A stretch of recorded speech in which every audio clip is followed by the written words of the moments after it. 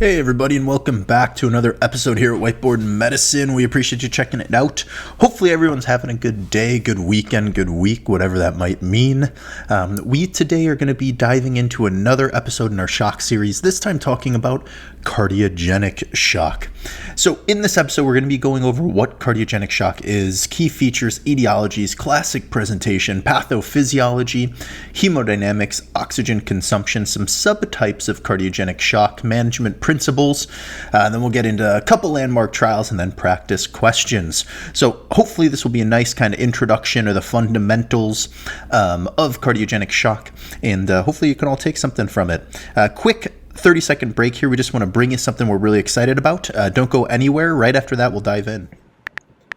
If I could just take a quick 60 seconds of your time, I wanted to introduce our newest WhiteBoard Medicine emergency and critical care community, and that is our Patreon community. Here we post emergency and critical care medicine medical education topics every other day. We focus on landmark trials, new trials, clinical pearls, bedside tips and tricks, and much more. Everything emergency and critical care. We also upload study guides for each video. We have practice tests, and our newest addition is going to be mini courses that kind of lay out video study guides, practice questions into an easily digestible form that we hope is very applicable and helpful to the bedside. Our goal is to try to get even 1% of our YouTube community to join our Patreon community. It would be incredibly helpful in allowing us to spend more time creating content and elevating our current content. We appreciate you all, and we hope to see many of you there. All right, thanks for sticking around. So, cardiogenic shock. By definition, cardiogenic shock is shock due to primarily a cardiac pump failure, right? That's the heart. The heart is failing, cardiogenic shock. This leads to inadequate cardiac output despite normal intravascular volume. And that sometimes changes in patients with heart failure, right? They can get congested and that intravascular volume might actually be high. But in acute cardiogenic shock, this can be a primary heart problem, the contractility of the heart. Certainly that can lead to some venous congestion as not as much blood is pumping through that heart as the veins want to deliver to the heart. But also you can have hypervolemia or high intravascular volume. So in the acute phase, you can have normal intravascular volume. In kind of the heart failure progressive phase, you can have hypervolemia or high intravascular volume. Key features of cardiogenic shock: decrease cardiac output. This is one of those features that's in a lot of shock states. We've talked about kind of the 4 shock states, which are somewhat umbrella terms for some subtypes of shock, that being distributive, which is like septic, anaphylactic, endocrinopathies, neurogenic. There's obstructive shock, which is like massive pulmonary embolism, cardiac tamponade, tension pneumothorax, and then there is hypovolemic shock, and that is things like hemorrhage or severe volume depletion. And then in addition to that, what we're talking about today, which is cardiogenic shock. In obstructive shock, hypovolemic shock, and cardiogenic shock, you have decreased cardiac output. Those are key features. In cardiogenic shock, you often have an increase in preload, a high central venous pressure, a high pulmonary capillary wedge pressure. This is done off a Swan or a pulmonary artery catheter. We've talked about pulmonary artery catheters in an episode, so definitely check that out, but it's a complex topic and one we're not going to dive into here. And this is often due to the idea of kind of quote-unquote blood backing up. All your veins are trying to fill into the heart, but the heart itself is not able to squeeze adequately. So these veins try to fill the heart, but it slows, and in result of that is you get venous congestion, okay? So you have a high central venous pressure, a high preload from that blood backing up because that heart is not able to squeeze as robustly as it usually does. You also get a high SVR. SVR stands for systemic vascular resistance. And for the sake of this episode, you can think of this as kind of vasoconstriction. So a high systemic vascular resistance, a high vascular resistance mean there's vasoconstriction. And the body vasoconstricts to try to maintain the blood pressure because that cardiac output drops, which then leads to lower mean arterial pressures, and your body's like, oh shoot. So it vasoconstricts to try to maintain that mean arterial pressure. All right, so you get a high CVP, right, a high central venous pressure. You have a low cardiac output, and you have a high SVR. The low cardiac output is part of the primary kind of pathology of cardiogenic shock, and that leads to a high CVP, and then your body tries to compensate by increasing its SVR, its systemic vascular resistance, or vasoconstricting. We'll get more into that, don't worry. Etiologies of cardiogenic shock. The most common is going to be acute myocardial infarction, especially STEMI. You have a massive heart attack, and that leads to worsening cardiac function. Other things can cause cardiogenic shock, though. Arrhythmias, right? Tachy or bradyarrhythmias. Cardiomyopathies. People who drink too much alcohol sometimes can get a non-ischemic dilated cardiomyopathy. Acute valvular failure. So valvulopathies can cause cardiogenic shock. Things like myocarditis or injury to the myocardium. So you have inflammation from an infection of the heart muscle, the myocardium, or your myocardium stunned after cardiac arrest from all the chest compressions and things. So there are multiple causes of cardiogenic shock, and they do all act slightly differently, but the most common is from acute myocardial infarction. There is a growing population of patients with heart failure that, as they become more decompensated, can develop cardiogenic shock as well. And this is kind of like acute progression of their chronic heart failure, depending on how they're doing and those types of things. But there are, even though cardiogenic shock may feel like a singular pathology, right? My heart is not able to squeeze as well. There are multiple etiologies, and each etiology does behave slightly differently. Okay, so classic presentation of cardiogenic shock. Well, you'll get tachycardic. Now, if you have a bradyarrhythmia, you're not going to get tachycardic, but most patients get tachycardic, right? Because cardiac output equals heart rate times stroke volume. We just said that your contractility, your heart is not pumping, it's not squeezing as well. So you're going to have a decrease in your stroke volume. So what should your body do to try to compensate is it increases its heart rate. It gets tachycardic to try to maintain that cardiac output. At some point, that tachycardia is not enough to maintain that cardiac output, and that's when the cardiac output drops. All right, that's where you get the hypotension, and your body's trying to compensate by increasing its SVR, and at some point, if it gets worse, you lose that game, and you end up getting end organ malperfusion or injury to your organs. You also will see a narrow pulse pressure. Right? Narrow pulse pressure is systolic blood pressure minus diastolic blood pressure. And narrow pulse pressure is seen in cardiogenic shock. It's also seen in obstructive shock and hypovolemic shock.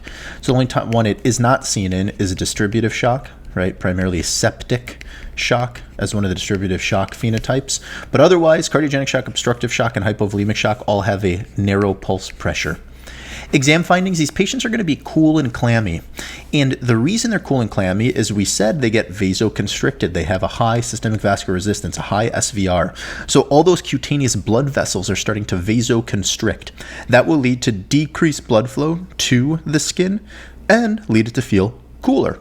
You'll get high jugular venous distension because we said the CVP is high because all that venous blood is kind of backflowing. It's getting congested because it can't flow into the heart as readily as it would like to because that heart is not able to squeeze as robustly. It can't pump it out as fast. Because of that venous congestion, you get signs of fluid overload, pulmonary edema, right? Lower extremity edema, anasarca, all that good stuff. And then if you're auscultating, S3 gallop may be present. We're terrible physicians and call our stethoscope the wheeze detector while acknowledging out loud that that's not all the uses for a stethoscope. So please develop good oscillatory skills and you might be able to detect an S3 gallop. Labs and imaging. If it's related to myocardial ischemia, you'll see an elevated troponin. Lactate is most likely going to be elevated, but this is non-specific. It can suggest hypoperfusion of the organs, but also can be elevated for other reasons. So this is kind of just a non-specific marker in shock. Now, certainly a high lactate is correlated with more morbidity and mortality, so it is very meaningful, but non-specific. And if you do a bedside ultrasound, an echocardiography or POCUS, point of care ultrasound, you should probably see a decreased left ventricular ejection fraction. You might see wall motion abnormalities. You might see valvular pathology. So if you've gotten good at echo, this can be incredibly useful in patients with shock states. All right, what about the pathophysiology at play here? We're going to kind of recite some of the things we already talked about and frame them in a way where hopefully they start to stick more by revisiting some of these concepts. So the primary defect in cardiogenic shock is a failure of the pump. Cardiogenic, heart, cardiac, failure of the pump. And that pump failure means that there's lower often lower contractility. The heart is not squeezing as well. And that lower contractility leads to lower stroke volume. As we said, cardiac output equals heart rate times stroke volume. So to compensate for that lower stroke volume, your heart tries to increase the rate, but maybe you're on a beta blocker, so you can't increase the rate, or maybe you can't increase the rate enough to maintain that cardiac output. So eventually you get a decrease in cardiac output. That leads to a decrease in your MAP, your mean arterial pressure, that hypotension that we talked about. And then that eventually leads to poor tissue perfusion, or that tissue hypoxia. Not hypoxemia. Hypoxemia is low oxygen in the blood, but tissue hypoxia, not enough oxygen to the tissues, or poor tissue perfusion. That's when you see that increase in lactic acid, right? That acute kidney injury, maybe a transaminitis, right? All these things suggest end organ malperfusion or poor tissue perfusion. So that's the progression.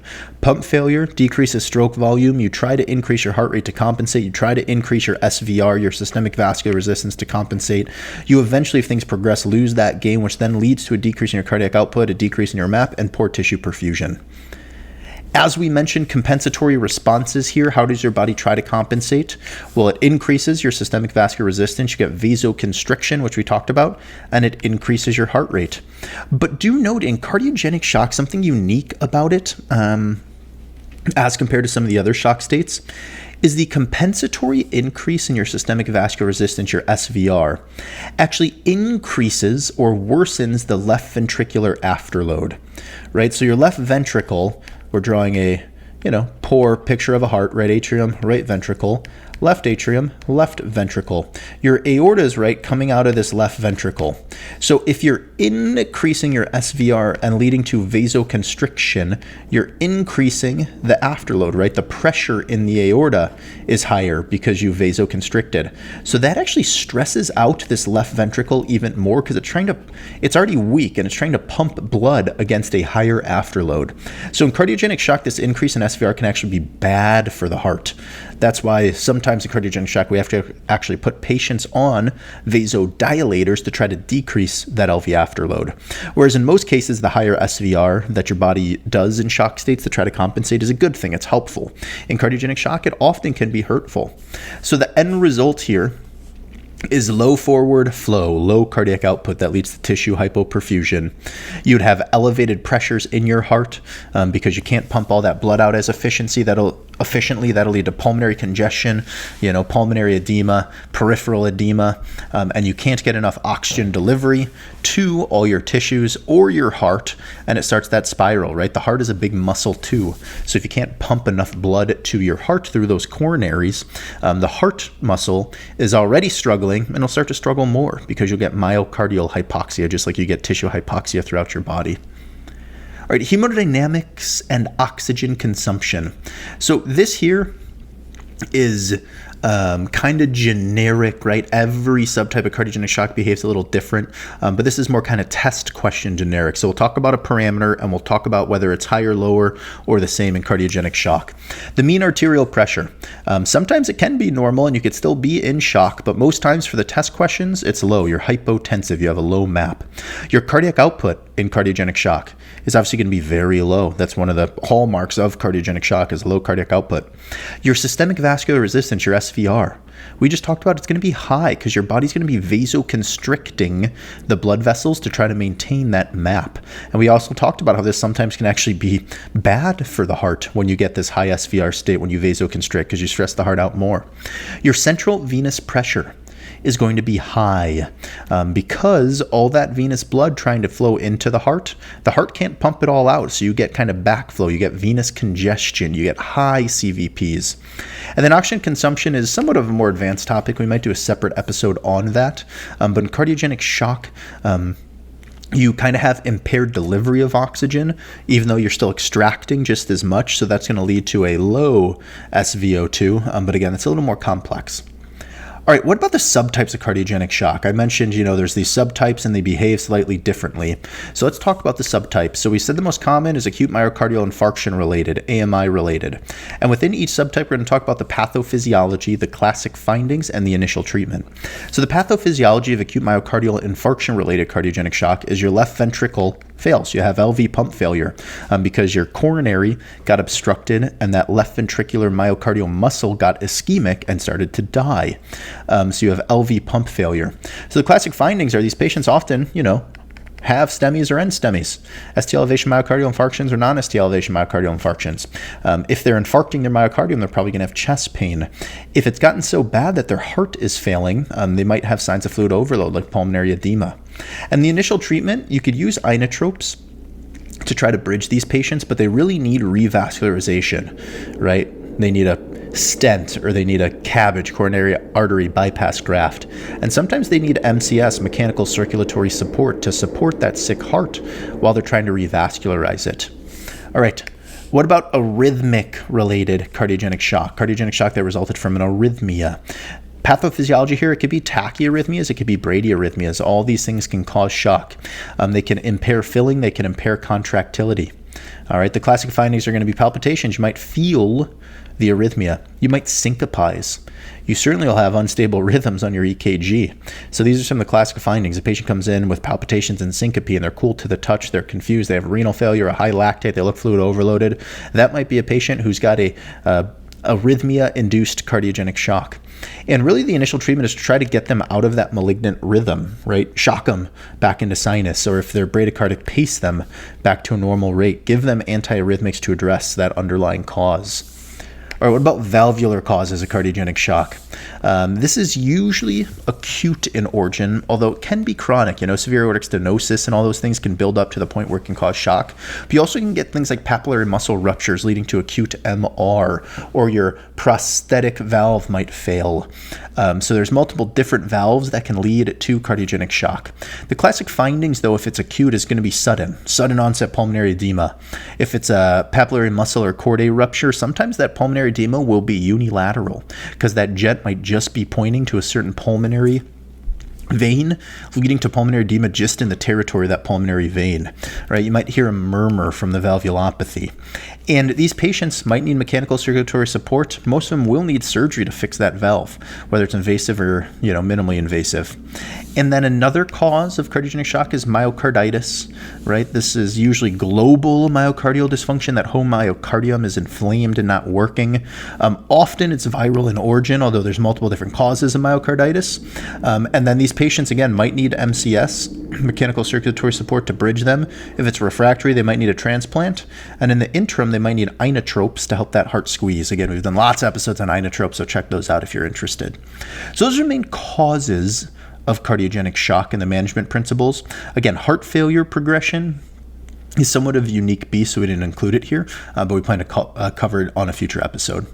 So management principles here we've already talked about, but we wanted to dive into them a little bit more. From a pharmacotherapy standpoint, we said inotropes a lot. And we've covered inotropes in detail in multiple episodes, so just search WhiteBoard Medicine inotropes, it'll pop up.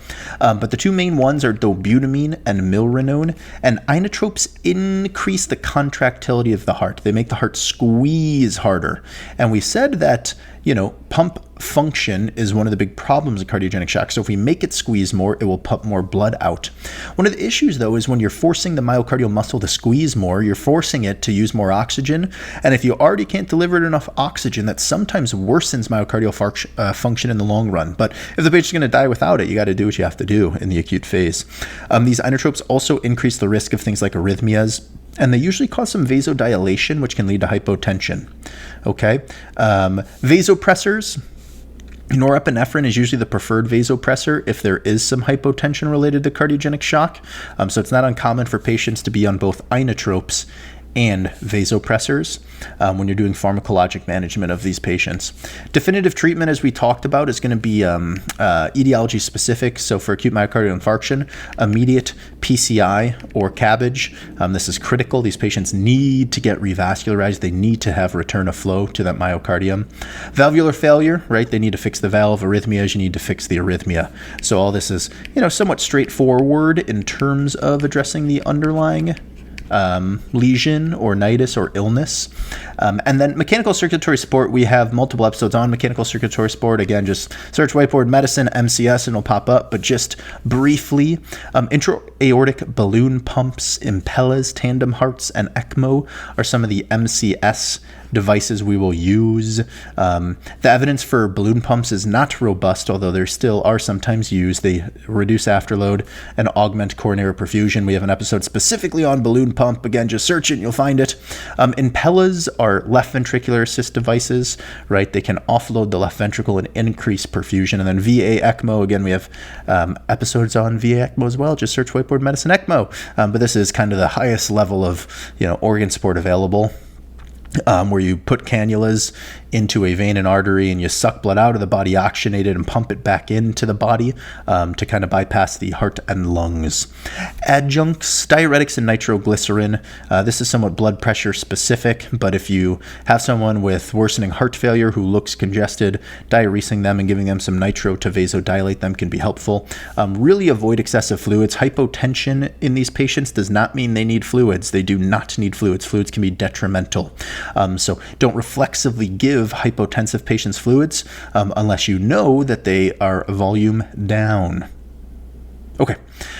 Landmark trials, just briefly, we're not going to dive into all these, but we always like to leave some trials on here for those people who are nerdy like us and like to know trials. There's been a couple big trials. There's been actually a couple more since we have put this together. But the shock trial, IABP, shock 2, culprit shock, and some MCS studies are just looking at different mechanical circulatory support devices, mortality, all that good stuff. So these are just a couple of the trials to wet your whistle, but certainly dive into the larger literature. There's a lot out there and a lot evolving on this, particularly related to different mechanical circulatory support devices. All right, let's get into some practice questions. For those of you who have not done practice questions with us, we'll have a beginner, an intermediate, and an advanced practice question. We'll read the question and the answer options, and then we'll dive right into the answer. So if you need more time to think about it, just make sure to pause the episode because we'll go right into the answer. So question 1, the beginning level. A patient with anterior STEMI develops hypotension, pulmonary edema, and cool extremities. Which type of shock is most likely? A, distributive shock, B, hypovolemic shock, C, cardiogenic shock, or D, obstructive shock. Hopefully all you got this, even if you didn't read the question, just by context clues with this being an episode on cardiogenic shock, the correct answer is C, cardiogenic shock. This patient had a STEMI. Okay, so an ST elevation myocardial infarction. Now they're hypotensive. They have signs of venous congestion, aka pulmonary edema, and they have cool extremities, which tells you they have a high SVR, aka vasoconstriction. Okay, so that all adds up to cardiogenic shock.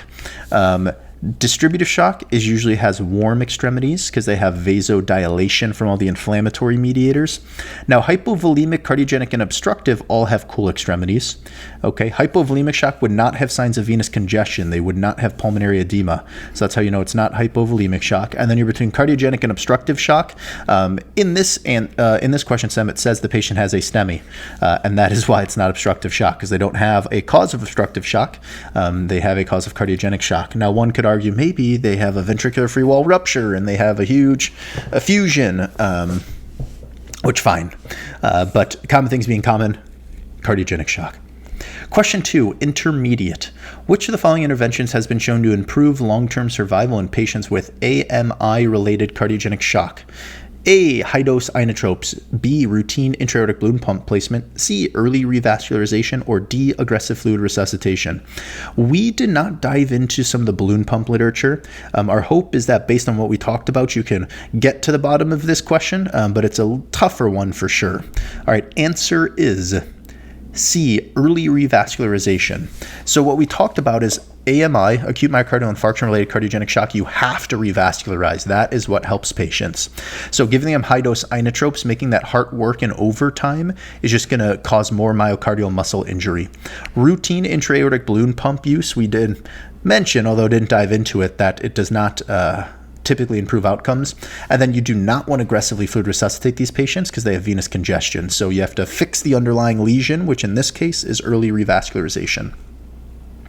All right, advanced question, last one. Which of the following hemodynamic profiles is most consistent with cardiogenic shock? A, decreased cardiac output, high SVR, high CVP. B, decreased cardiac output, low SVR, low CVP. C, increased cardiac output, decreased SVR, normal CVP.